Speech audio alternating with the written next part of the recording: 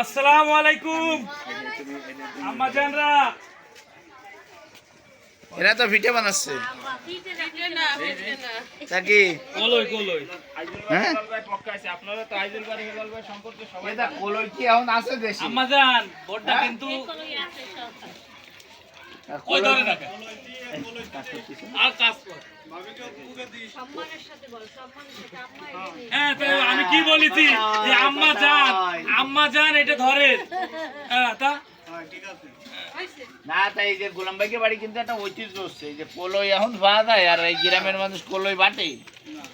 হ্যাঁ কলই বাটে না, এই যে এরা কলই বাটতেছে।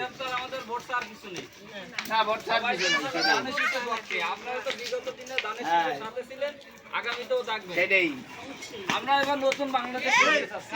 ইনশাআল্লাহ সবাই দোয়া করবেন হেলাল ভাইয়ের জন্য। হয়।